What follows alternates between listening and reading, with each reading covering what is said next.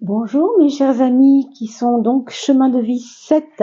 J'espère que vous allez très très bien, que vous préparez vos fêtes. Si ce n'est pas encore le cas, peut-être que vous êtes déjà dedans, peut-être qu'on a déjà dépassé la date évidemment de ces fêtes. En tout cas, sachez que je vous soutiens très très fort et de tout mon cœur pour ces petits moments de fin d'année. On parle ici d'une transition évidemment, on est là pour parler de l'hiver 2024. Le solstice d'hiver à partir du 21 décembre, en fait, jusqu'au 20 mars à peu près. C'est un peu la période qui va être couverte ici. Et on prend non pas le support de votre signe astrologique, mais le support de votre chemin de vie numérologique. Hein, je vous avais promis depuis longtemps qu'on allait faire quelque chose pour bifurquer un peu aussi vers ces tendances-là, vers ces ouvertures-là numérologiques. Ça change un peu de l'astrologie, hein, pas toujours des signes astrologiques. Là, on est sur le chemin de vie, la mission de vie, et on va regarder ensemble, eh bien, cet hiver, de quoi sera fait cette transition de l'hiver vers le printemps, jusque donc au 20 mars, 21 décembre, 20 mars à peu près. De quelle couleur aura cet hiver-là, pour vous en tout cas. Et bien sûr, si vous êtes chemin de vie 7, c'est que vous avez calculé sans doute que vous êtes le jour de votre naissance plus le numéro du mois de votre naissance plus le numéro de l'année de votre naissance, eh bien ça faisait un 7. Ici, pour expliquer la méthode, et vous allez 15 secondes plus loin si vous avez déjà compris la méthode, pour trouver le chemin de vie, c'est vraiment très simple. Si vous voulez l'expliquer autour de vous, eh bien vous prenez le cas de Roxane, par exemple, qui est née le 16 mars 1984. Le 16, 1 plus 6, ça nous fait un 7. Si vous êtes né le 25, vous faites la même chose. 2 plus 5 égale 7. Ou tout autre nombre, bien sûr. Le mois de mars, c'est le 3. Alors ça ne change pas, c'est toujours un 3. Si vous êtes né en décembre, vous trouverez aussi un 3, puisque 1 et 2, ça fait 3, le 12e mois, etc., etc.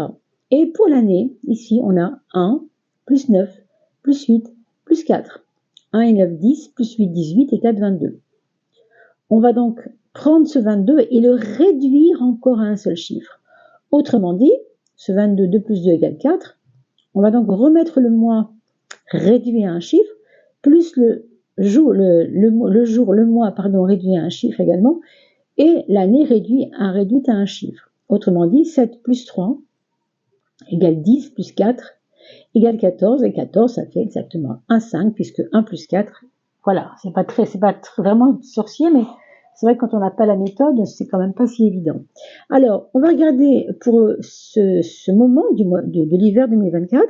Pour vous, mes amis, chemin de vie 7, que vous soyez bélier, lion ou poisson ou sagittaire ou autre chose, vous avez en commun ce 7 dans votre jour, mois et année de naissance, d'accord? Donc, regardons maintenant ce qu'il faut réaliser, ce que votre âme a besoin que vous réalisiez. Eh bien, on nous parle de non-possessivité. Alors, souvenez-vous que ce tirage, c'est un tirage assez subtil qui va parler des degrés de travail de votre âme en connexion avec vous. C'est-à-dire que votre âme, sans votre volonté à vous, ne peut rien faire. Même si elle guide vos pas, vous avez bien sûr toujours votre libre arbitre pour refuser le travail ou le valider au contraire. Donc, ce que je propose ici, c'est pas nullement quelque chose que vous devez comprendre comme étant à faire ou pas à faire, mais c'est ce que votre âme vous envoie comme message. Vraiment, il s'agit ici de renforcer les choses de l'âme pour éviter que le monde extérieur, qui est le monde justement qui n'est pas le monde de l'âme, le monde de l'âme étant le monde intérieur, pour ne pas que le monde extérieur nous impacte trop, nous devons travailler sur le monde intérieur, la puissance du monde intérieur. C'est tout ce que je vous invite à faire ici, avec évidemment les conseils de votre âme. Ici, votre âme vous dit que le plus important pour vous cet hiver à réaliser, en tout cas d'abord en prendre conscience, ensuite comprendre de quoi il s'agit, et dans un troisième temps peut-être faire ou ne pas faire selon votre libre arbitre bien sûr. La notion de non-possessivité vous invite évidemment à une épuration, on aura compris, de ce qui est en trop dans votre vie. Pourquoi? Parce qu'il y a des attachements. Quand on parle de possession, de possessivité, c'est lié à des attachements, à des choses auxquelles on a l'impression de ne pas pouvoir vivre sans ça. Donc là, C'est votre travail le plus important, le plus essentiel pour vous, mes amis, chemin de vie 7. Maintenant, bien sûr, ça concernera uniquement cet hiver. Qu'est-ce qui peut vous aider par le haut, c'est-à-dire dans l'aspect mental, spirituel, communicationnel, dans la sphère intellectuelle, enfin tout ce qui est réfléchir, vers le haut, on va dire. Eh bien, c'est le quotidien. C'est dans votre quotidien qu'on va vous demander d'observer en quoi certaines choses vous sont essentielles et en quoi certaines choses ne vous sont pas essentielles. Et quand je dis choses, c'est aussi des liens avec les autres. C'est pas seulement des objets, c'est aussi des liens. Et puis plus concrètement, comment on peut faire pour s'aider, pour se faire aider par la matière, dans la matière, par le bas. Alors par le bas, ça va être les études spirituelles. Autrement dit, vous allez pouvoir creuser ces sujets d'attachement. On vous demande de regarder des sujets de réflexion, alors peut-être sur Internet, peut-être dans des livres que vous avez chez vous et que vous n'avez pas encore ouverts. Il serait peut-être temps de les ouvrir. Pourquoi ? Parce que ça va vous amener à une forme d'étude de vous-même dans votre aspect possessif, si vous voulez, ou dans votre aspect un peu trop, alors j'ai pas envie de dire carré, mais vous voyez, trop attaché à certains concepts, certaines idées, peut-être même idéologies même. C'est grâce à ces études-là, quand on parle d'études, on ne parle pas de retourner à la fac, bien sûr, mais en tout cas, pourquoi pas d'ailleurs, si c'est le cas, pourquoi pas. Mais ça peut être tout simplement ouvrir un bouquin, écouter certaines vidéos, écouter certains coachs, certaines personnes, des physiciens, des philosophes, ceux qui réfléchissent en tout cas sur le sens de la vie, surtout pour vous quant à votre possessivité. Alors mes amis, vous avez déjà dépassé des choses, et on va regarder lesquelles. Vous avez déjà dépassé la notion de prana, de prendre votre temps, de savoir respirer au fond. Autrement dit, pour cette période d'hiver, vous ne devez pas être trop dans l'attente passive des choses. Autrement dit, il est très important de respirer. Si la carte était à votre droite, je vous conseillerais vivement de réapprendre à respirer, mais on a l'impression que dans votre cas, vous savez prendre le temps de la réflexion, vous savez déjà le faire. Donc, ça n'est pas quelque chose sur lequel vous devrez perdre du temps, entre guillemets. Justement, prendre le temps, mais prendre trop le temps, quelquefois, ça peut être perdre du temps selon les objectifs qu'on a à mener, bien sûr. Pourquoi c'est important? Dans les causes profondes, on vous parle d'Atman. Atman, c'est celui qui est prêt, alors prêt au changement, prêt à la prise de réflexion, prêt à la prise de conscience, prêt à l'examen de conscience. C'est quelque chose qui vous a déjà été commun, été proche, ça. Vous avez déjà travaillé sur ces notions-là de prendre du recul, de savoir prendre le temps de respirer, de faire les choses. Donc, encore une fois, ne perdons pas de temps, en tout cas pour vous, en ce qui vous concerne, là-dessus. On va voir maintenant ce que vous avez déjà réglé avec vous-même. La notion de connaissance. Alors, on a parlé d'études spirituelles, ce qui n'est pas tout à fait la même chose que connaissance. Dans connaissance, on nous parle aussi de connaissance de soi, de comprendre des choses par rapport à soi-même, vraiment profond. Et pourquoi, pour vous, ce n'est plus si important? Parce que vous avez déjà mené ces réflexions-là. À cause de quoi? Eh bien, à cause de votre façon de voir clairement les choses. Vous avez clarifié déjà vos points de vue. Vous avez déjà compris tellement de choses. On vous demandera juste de vous aider avec certaines études dont vous n'avez pas encore poussé les portes. C'est pas la même chose. Ce que vous savez déjà, c'est validé, vous le savez déjà. Mais ce que vous ne savez pas encore, alors là, c'est quelque chose qui vous dépasse. Quand on parle d'études spirituelles, ce sont des nouvelles donnes qui vont nous aider à créer ce qu'on appelle un bouclier énergétique pour ne pas être agressé par les autres et par le monde, et par le monde extérieur, bien sûr. Alors je dis les autres, c'est aussi le monde et les tribulations du monde. Qu'est-ce que vous avez déjà abandonné et que vous êtes en train de continuer d'abandonner? C'est la notion de karma. Vous savez, cette notion que certains appellent la punition, les punitions de la vie, Personnellement, je suis beaucoup plus mesurée que ça. Pour moi, ce n'est pas limité à la punition qu'on s'impose ou que la vie nous impose ou qu'on sent que la vie nous impose ou on trouve que la vie nous impose. Mais c'est souvent lié aux répétitions, tout simplement, aux répétitions inconscientes. Le karma, c'est quand tu n'as pas compris un truc, alors on te le resserre dans une vie et on te le resserre sur une autre vie et on va te le resservir encore avec le même schéma, la même maman, le même style de maman, le même style de papa, le même style d'enquiquinement professionnel, de vie en vie, parce que je ne comprends pas en quoi je viens de travailler ça. Vous, c'est déjà fait, vous avez déjà pris conscience. Qu'est-ce que c'est la raison profonde de cela? Eh bien, c'est la notion de plaisir. On vous dit que cette notion de karma était en relation avec votre goût de la vie. Quand on parle de plaisir et de goût, on parle vraiment d'attachement quelque part, hein. Ici, on retrouve la possessivité, mais peut-être que c'est lié à ça.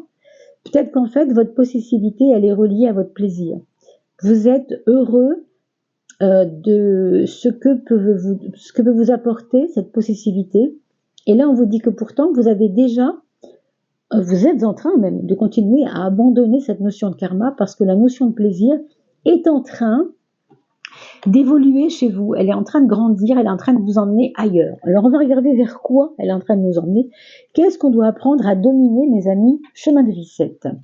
Eh bien, on a besoin d'évoluer vers le discernement. Vous voyez, là encore, on nous parle de ce que je sais, ce que j'ai vu clairement pour moi-même, ce que j'ai encore à découvrir.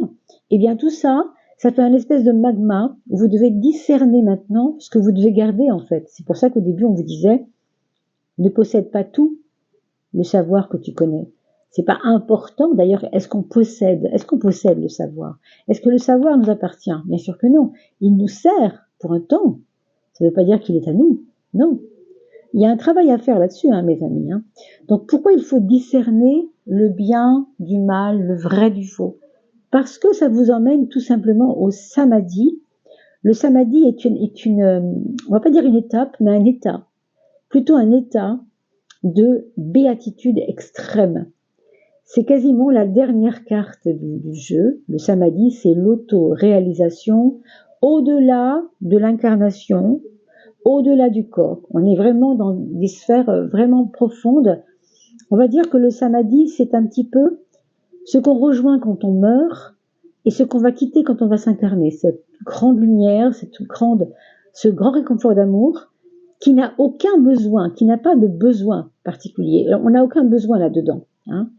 Ça vous emmène, ce discernement, c'est ça qui est en train c'est votre enjeu en fait, c'est un de vos 3 enjeux. Vous avez les 3 enjeux ici qu'on découvre. Un des enjeux, c'est le discernement parce que c'est important, mais au fond, c'est votre samadhi qui est à gagner, c'est votre béatitude qui est à gagner. Donc plus vous serez dans le discernement, eh bien plus vous serez dans la béatitude, non pas de savoir, non pas de comprendre, tout simplement d'avoir transcendé toutes ces notions-là. Quitter la possessivité, peut-être du savoir, peut-être du plaisir, peut-être de tout ce que la vie vous aura apporté. Hein. On est sur des notions tellement plus hautes que le petit ego et les préoccupations du petit ego ici. Alors vous devez vous élever, on vous dit ça, dans les enjeux actuels, vous avez, pour cet hiver en tout cas, à vous élever vers la maîtrise des sens. La maîtrise des sens, justement, on a parlé tout à l'heure des notions de plaisir, hein, des notions de vibrer les choses, etc., de comprendre, d'accepter, de ressentir tout ce que le monde nous apporte, tout ce que nous pouvons apporter au monde, etc., comment il me touche, comment je touche ce monde. Eh bien, la maîtrise des sens nous fait appel ici à une grande sagesse de prendre de la hauteur sur le corps. C'est-à-dire que si vous êtes trop dans le corps physique et le corps physique seulement, bah vous allez être comme un fétu de paille à tout vent. C'est-à-dire dès qu'il y aura un peu de souffle de vent, pouf, vous allez partir à droite. Si le vent vous malmène et qui vous pousse vers la gauche, vous allez aller sur la gauche. C'est pas ancré tout ça, vous voyez. On vous parle d'ancrage ici un peu. Et vous voyez bien que si on vous montre tous ces corps, que la carte vous montre ici, c'est que nous n'avons pas que ce corps physique, nous avons un corps éthérique, nous avons un corps mental, nous avons un corps causal, nous avons un corps, nous avons un corps spirituel, nous avons évidemment des corps autres que le corps physique. Hein, ça ne se limite pas à ça. Il y a beaucoup d'énergétique là-dedans et de manière subtile. Plus c'est grand, plus c'est subtil. C'est ça que vous devez travailler aussi. Peut-être que cette non-possessivité par rapport à votre corps, elle va être importante aussi, justement. Pourquoi c'est important? Eh bien, on nous parle de discipline. On nous dit parce que ça va vous emmener dans quelque chose de plus carré, de plus tranquille, de plus serein, parce qu'il y aura des bases qui vont être posées. Donc, c'est vraiment à vous de voir, mes chers, un chemin de vie 7, comment vous pouvez vous aider vous-même par cette discipline. Des petites choses que vous allez peut-être vous imposer pendant cet hiver, une petite marche d'une demi-heure par jour, je ne sais pas, ramasser des herbes dans la forêt pour faire vos petites tisanes. Ça peut être chaque matin allumer une bougie et mettre un peu de parfum et vous étirer pendant 10 minutes. Ça dépend en fait de vous. Mais il y a une discipline ici qu'il faudra vous imposer tout cet hiver pour mieux vous sentir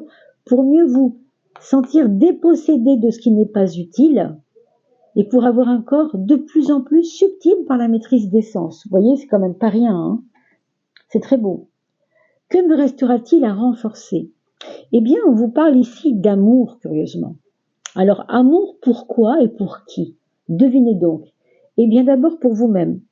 Bien sûr, si vous avez une famille nombreuse et si vous avez 2 mamies et un grand-père à la maison, et puis si vous tenez par exemple une maison où il y a 20 personnes qui vivent ensemble, évidemment que ça va être aussi, pas seulement pour vous cet amour, ce sera aussi pour les autres. Mais il y a vraiment cette notion d'être dévoué à vous d'abord, de vous prendre, enfin de prendre soin, et des autres, oui, mais de vous surtout. Cette idée de la dévotion, c'est quelque chose de nouveau que vous allez devoir développer aussi pour ce mois de décembre et janvier et février, jusque bien sûr un petit peu en mars, même si en mars on va déjà vibrer dans l'énergie de l'équinoxe de printemps. Pourquoi c'est important, cette dévotion, l'amour et le respect aussi en toute chose? Parce que c'est une aide pour votre concentration. C'est ce que je vous disais tout à l'heure quand je vous disais, ne perdez pas trop de temps à prendre votre temps. C'était un peu ambigu, mais c'est ça.